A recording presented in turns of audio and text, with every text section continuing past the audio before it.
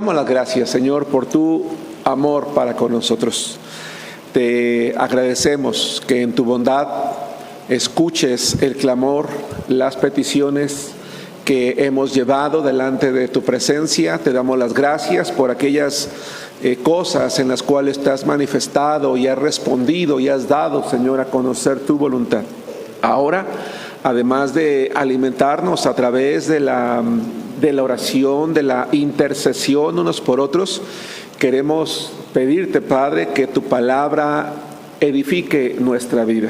Construye con cada uno de nosotros, Señor, una iglesia fuerte, una iglesia unida, una iglesia santa, individualmente personas obedientes, hombres y mujeres que somos como un grato olor delante de tu presencia. Que esta miniserie de predicaciones, de temas que estamos estudiando semana tras semana, sean la enseñanza que nuestra vida necesita, Padre. Perdona nuestros pecados y toma el control de todo lo que hacemos de principio a fin. Te lo rogamos en el nombre de nuestro Señor Jesucristo. Amén. Amén. Estamos estudiando, hermanos, una serie que se llama Comportamientos que deben eliminarse. Comportamientos que deben eliminarse. ¿A qué nos estamos refiriendo con esa serie? Nos referimos a aquellas actitudes, hemos dicho semana tras semana, que de manera consciente o inconsciente, hermanos, los cristianos o las personas en general, pero particularmente los cristianos, tenemos la tendencia de tener en nuestra vida cotidiana y que muchas veces no nos damos cuenta que lo estamos teniendo. El día de hoy, hermanos, el tema específico o el comportamiento que debemos de eliminar se llama creer que Dios no es suficiente. Y es que saben, hermanos, hay personas en el mundo y entre ellos algunos cristianos que nos hemos convencido a nosotros mismos o que creemos que somos tan importantes que lo merecemos todo. Y en virtud de que nos creemos importantes y creemos que lo merecemos todo, vamos con Dios pensando que Él debe de responder y debe de dar lo que nosotros queremos. Si nosotros no tenemos lo que nosotros queremos, entonces muchas veces tomamos la decisión de ir a otro lugar, ir a otras personas, ir a otras fuentes con el propósito de lograr lo que nosotros queremos.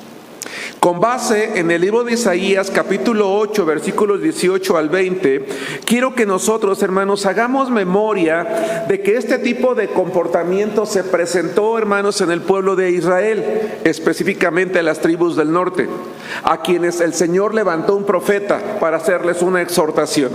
Dice la palabra de Dios: he aquí, yo y los hijos que me dio Jehová somos por señales y presagios en Israel, de parte de Jehová de los ejércitos, que mora en el monte de Sión. Y si os dijeren, preguntad a los encantadores y a los adivinos que susurran hablando, respondan: ¿no consultará el pueblo a su Dios? ¿Consultará a los muertos por los vivos? A la ley y al testimonio. Si no dijeren conforme a esto, es porque no les ha amanecido. El profeta Isaías, hermanos, considerado uno de los más grandes profetas del Antiguo Testamento, fue un instrumento de Dios, hermanos, para hablarle o para predicarle, hermanos, a las tribus del norte, a Samaria. A Samaria le iba a profetizar, hermanos, este hombre, la disciplina de parte de Dios, la voluntad de Dios. Pero lamentablemente, hermanos, la reacción del pueblo de Israel no fue la mejor reacción. Históricamente, hermanos, el pueblo de Israel tenía la costumbre de, en lugar de buscar la ayuda de Dios, ellos acudían, hermanos, a otros medios. Cuando ellos creían que Dios no les daba lo que ellos le pedían o lo que ellos merecían o creían merecer, ellos estaban acostumbrados, hermanos, a no buscarlo a Él y a ir a otras fuentes. La palabra de Dios dice que Dios es todopoderoso, pero Israel prefería consultar a los ídolos, prefería ir a otras naciones en busca de ayuda cuando tenían la necesidad de defenderse en contra de sus enemigos.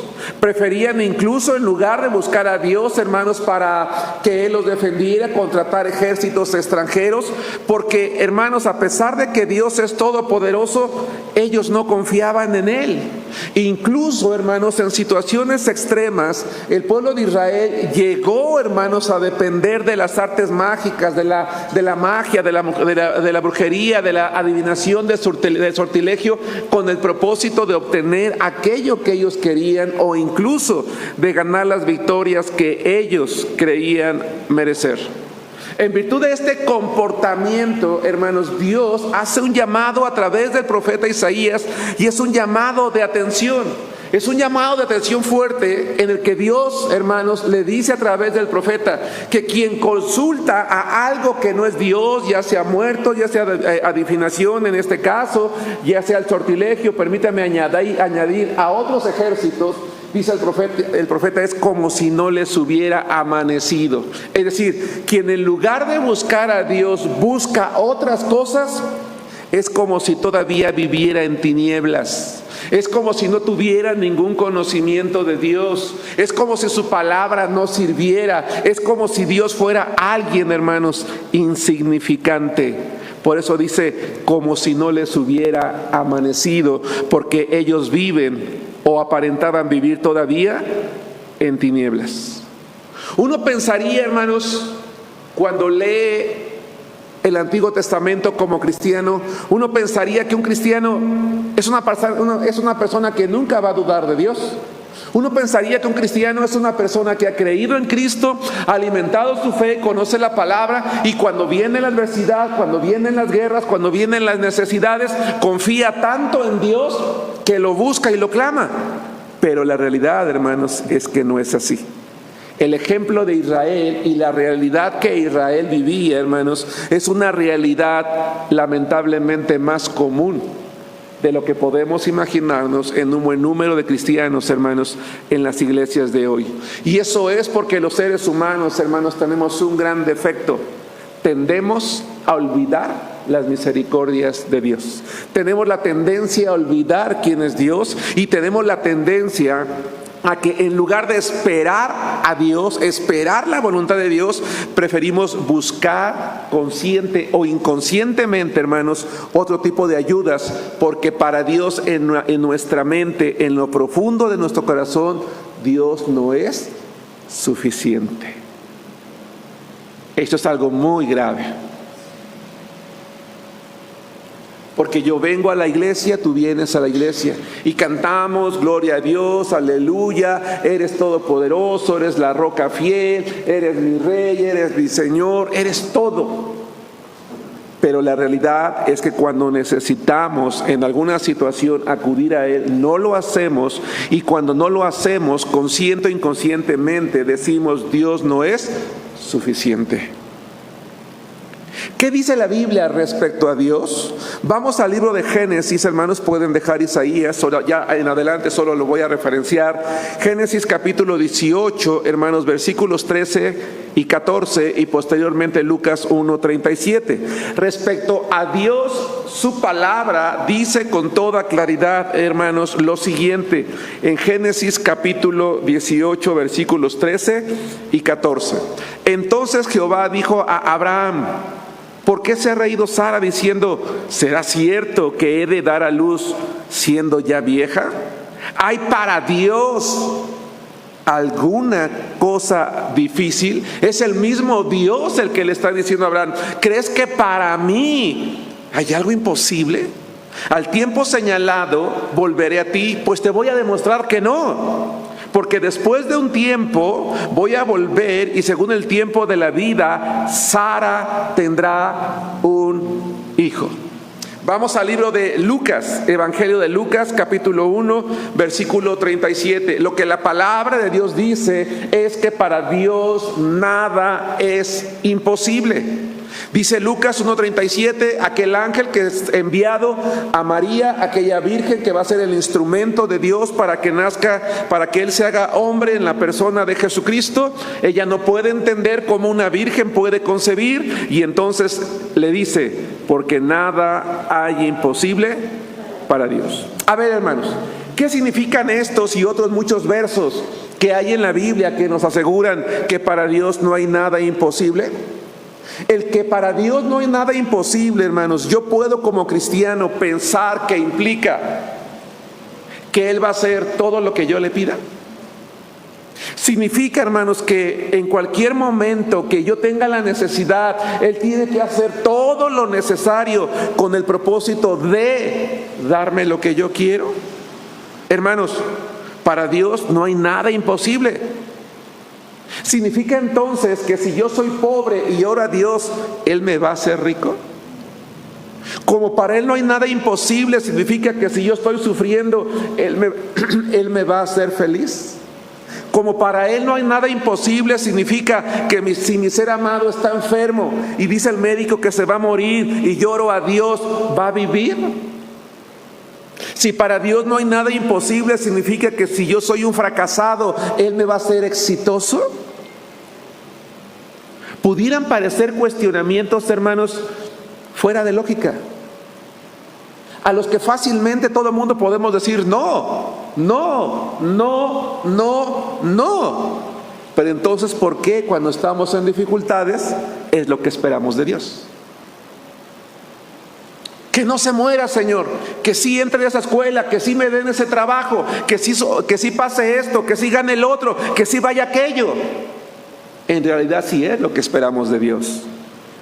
Queremos que Él reaccione rápidamente.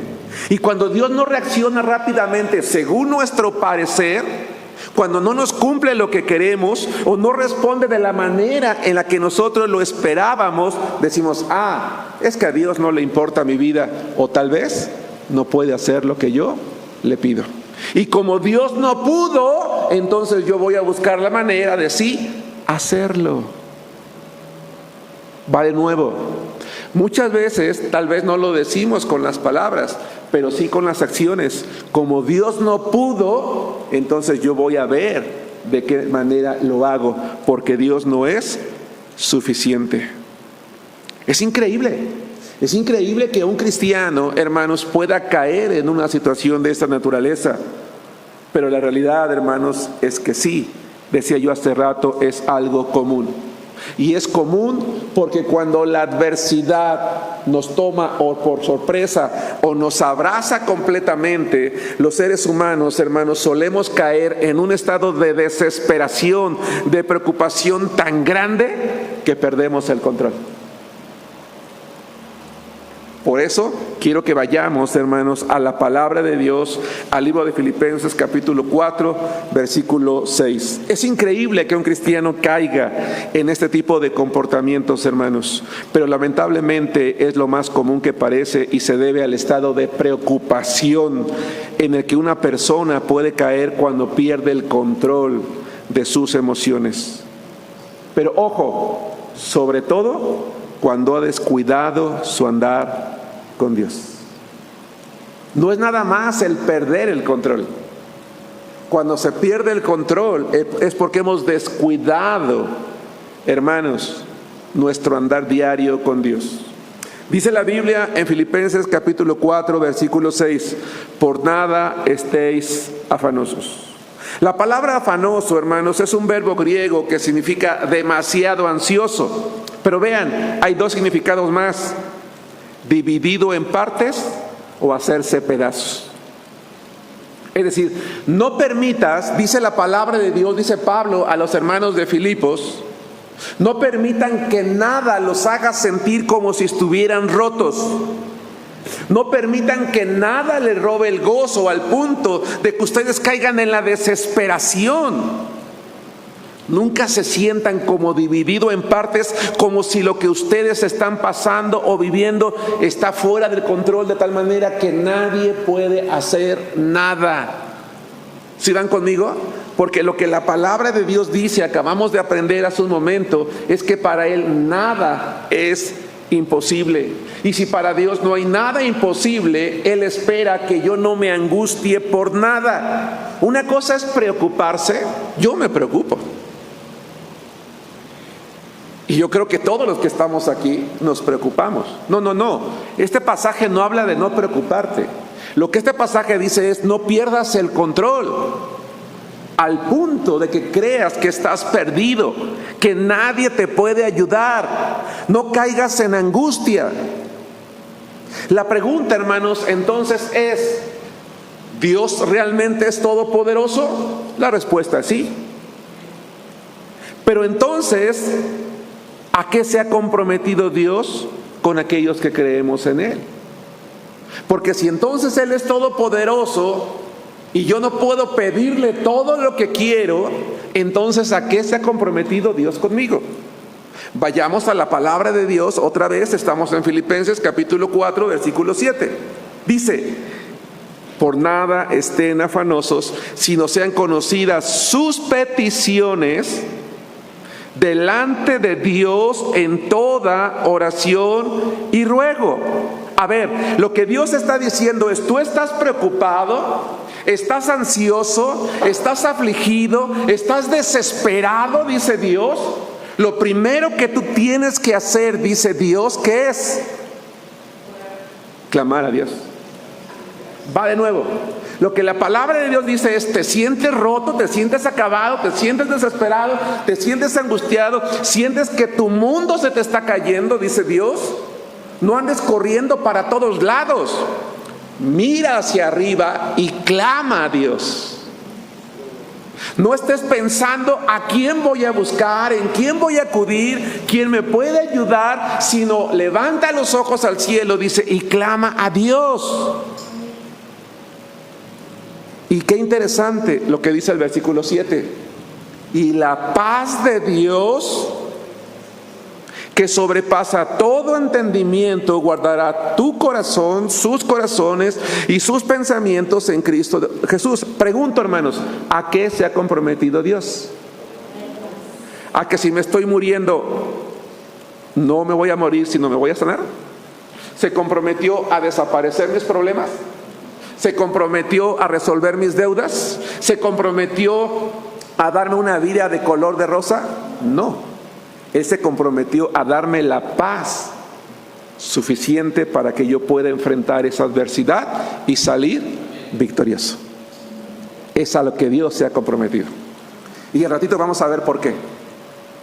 Dios se ha comprometido a darme una paz que yo no puedo entender. Cuando derramo mi espíritu delante de Él, Él va a traer sobre mí una paz que yo no puedo entender, no puedo comprender por qué me siento así después de haber estado desesperado, roto, angustiado, con el deseo de quitarme la vida.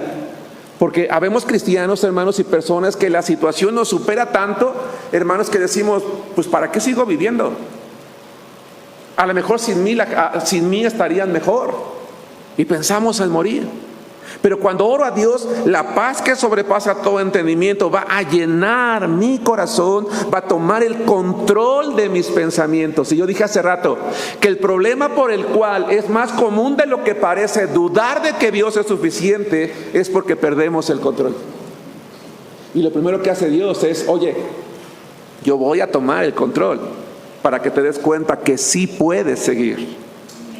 Vamos al libro de Isaías capítulo 26 versículo 3 y posteriormente el 4, o a continuación el 4. Estamos estudiando una serie, hermanos, que se llama Comportamientos que deben eliminarse. Y el comportamiento que debemos de eliminar es creer que Dios no es suficiente. Y cuando creemos que Dios no es suficiente, hermanos, acudimos a toda clase de cosas, situaciones, circunstancias, porque creemos que eso sí nos puede responder y Dios no. Creemos equivocadamente que porque para Dios no hay nada imposible, está comprometido a hacer todo lo que yo quiero, y no es así. Él se ha comprometido a darnos algo mucho mejor.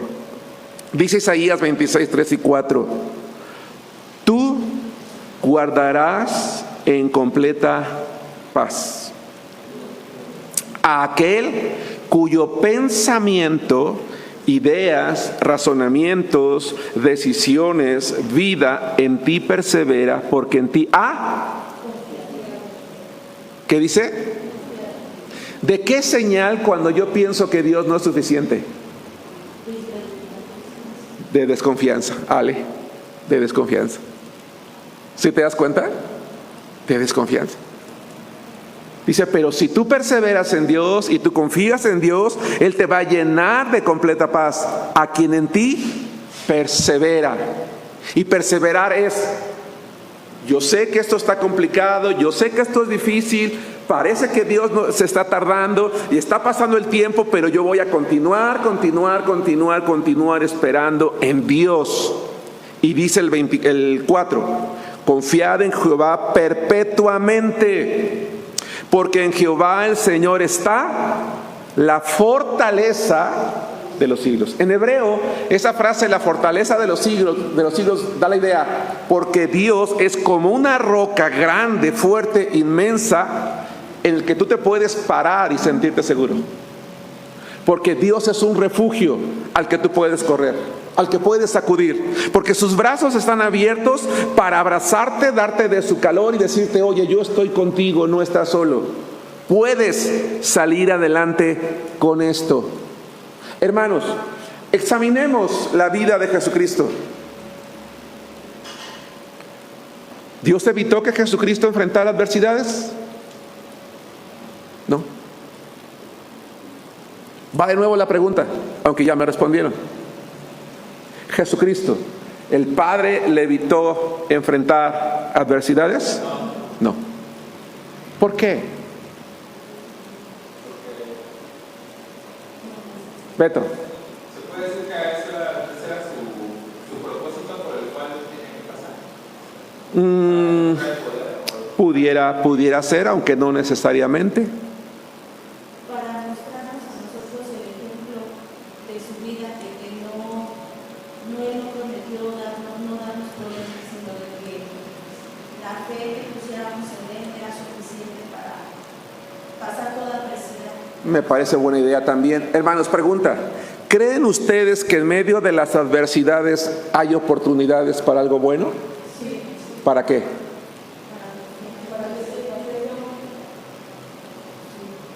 ¿Kenia?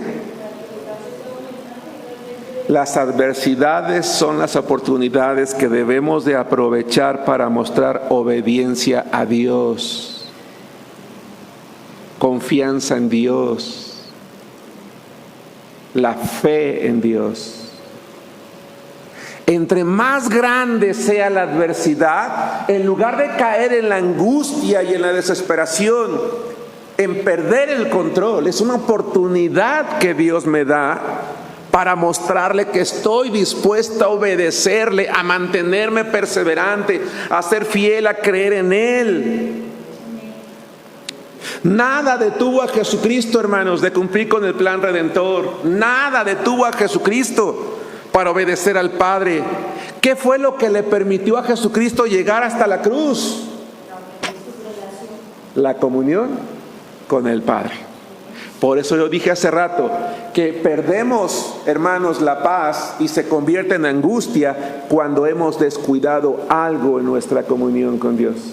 Queremos todo de Dios, pero no el compromiso. Queremos la respuesta de Dios, pero no la obediencia. Queremos la bendición de Dios, pero no el sujetarnos a su voluntad. Queremos que nos dé lo que nosotros queremos, pero nosotros no estamos dispuestos a dar nada. Lo queremos todo. Y cuando no nos lo da, y cuando las cosas salen mal, si Dios fuera bueno, ¿por qué no me salvó? ¿Por qué no me ayudó? ¿Por qué no me libró? ¿Por qué no? Oye, tú y yo no somos juguetes en las manos de Dios. Somos personas cuyas decisiones nos llevan a situaciones en las que a veces no nos gusta, pero que caímos por nuestra propia voluntad. ¿Sí me explicó? Va de nuevo la idea. No somos juguetes en las manos de Dios, hermanos, porque Dios es bueno. Las situaciones en las que nos encontramos son situaciones en las que hemos caído por nuestras decisiones equivocadas. El Padre le dio a Jesucristo la fortaleza que necesitaba porque tenía comunión con Él. Nosotros debemos de ser iguales a Jesucristo, hermanos. ¿En qué sentido? En la obediencia. Sí, Dios es todopoderoso, hermanos. Su poder no lo usa para salvarnos de las cosas, sino para fortalecernos en medio de ellas cuando oramos. Él es para nosotros como una roca en la que podemos pararnos con seguridad, un refugio en el que podemos descansar para recuperar las fuerzas y seguir adelante para salir victoriosos. Mientras nosotros nos arrojemos con fe a los brazos de Dios, Él nos va a sostener para llevarnos hasta el final. Pregunto entonces, hermanos, ¿por qué habemos cristianos frustrados? ¿Por qué habemos cristianos enojados? ¿Por qué habemos cristianos llenos de temor? ¿Por qué habemos cristianos llenos de desesperación? Porque no hemos crecido en la fe. Adelante. Porque no la hemos entendido. No hemos entendido que es el resultado de la obediencia, no de que yo simplemente ore a Dios. No hemos crecido en esa clase de fe que nos hace estar seguros de que Dios sí es suficiente. Él es suficiente. Más bien creemos que no lo es y andamos vagando por el mundo como si no nos hubiera amanecido, como si todavía viviéramos en tinieblas, como si no fuéramos hijos de Dios, como si todavía no fuéramos salvos. Caray, esto me lleva a preguntarme una cosa, hermanos, y lo voy a preguntar con todo respeto. ¿De verdad soy salvo? Porque una persona no es salva por repetir una oración, por leer un poquito de la Biblia o por estar en una iglesia. Una persona es salva porque de verdad hizo una oración de fe, de arrepentimiento ante Dios. Este es un buen momento, hermanos, para hacer un inventario espiritual personal. Tómate unos segundos, yo me voy a tomar los propios. Ya lo hice, de hecho, mientras elaboraba esta predicación. Hagamos un inventario espiritual de nuestra vida y planteémonos tres preguntas simples. Tres preguntas simples. ¿Vives en ansiedad o con paz? ¿Estás convencido de que Dios es suficiente, sí o no? ¿Oras a Dios o corres para todos lados cuando no sabes qué hacer? Así de simple, así de sencillo. Y si por alguna razón yo dije sí a alguna o a las tres de estas peticiones, hay que volvernos a Dios. Hay que volvernos a Dios. Estemos a cuentas con Él y oremos para que nos dé el valor de confiar plenamente en Él y entender que Él es suficiente. Vamos a la palabra de Dios. Estoy en la recta final, Salmo 86, 11, 146, 10, y nunca lo acostumbro casi, pero hoy voy a concluir con un verso. Primero vamos al Salmo 86, 11. ¿Me he explicado con claridad, hermanos? Esta serie se llama Comportamientos que debemos eliminar, y el comportamiento que hoy debemos de eliminar se llama creer que Dios no es suficiente. Y para saber dónde estoy parado, tengo que plantearme simplemente tres preguntas básicas. ¿Vivo en ansiedad o con paz? ¿Estoy convencido de que Dios es suficiente, sí o no? No, bueno, es que mira, no, es sí o no, punto. 3. ¿Oro a Dios o corro para todos lados cuando no sé qué hacer? ¿Qué tengo que hacer? Tengo que volverme a Dios, ponerme a cuentas con Dios, orar para que Dios me dé el valor de confiar en Él. Salmos 86, 11. Enséñame, oh Jehová, tu camino. Caminaré yo en tu verdad. Afirma mi corazón para que tema tu nombre. Hermano, inconscientemente o conscientemente has dicho en tu vida, es que Dios no es suficiente, por eso he buscado por todos lados. Andamos vagando por el mundo buscando la solución que está en Dios. Hoy pídele perdón a Dios, vuelve a Él y dile: Señor, dame una fe que me haga vivir firme en ti, que jamás nada me haga moverme de mi comunión contigo. 143:10. Pero no se trata de que nada más nos enseñe y nos haga firme, sino es un compromiso. Y ese compromiso se encuentra en el Salmo 143:10. En el Salmo 143:10, hermanos, hay un compromiso que Dios quiere que tú y yo hagamos con Dios. Enséñame a hacer tu voluntad, porque tú eres mi Dios. Tu buen espíritu me guíe a tierra de rectitud. ¿Qué compromiso hay aquí o percibes en este verso? ¿O creen ustedes que aquí hay un compromiso?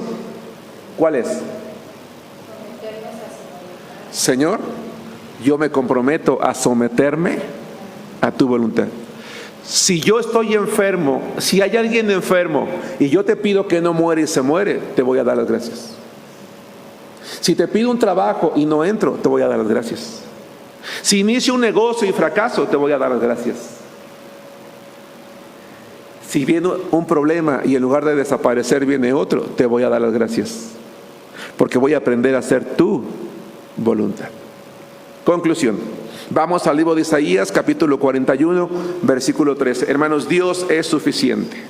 Dios es suficiente en todo lo que necesitamos en nuestra vida. Siempre, hermano, que tú y yo creamos que no podemos, recordemos este verso que vamos a leer hoy. Incluso les invito a que se aprendan de memoria este verso que vamos a leer ahorita. Siempre que creas que ya no puedes, solo recuerda lo que dice este verso. Porque yo, Jehová, soy tu Dios, quien te sostiene con tu mano derecha y te dice, no temas, yo te ayudo. Dios está con nosotros, nos sostiene y nos ayuda porque realmente Él es todopoderoso, Él es suficiente. Que Dios les bendiga, hermanos.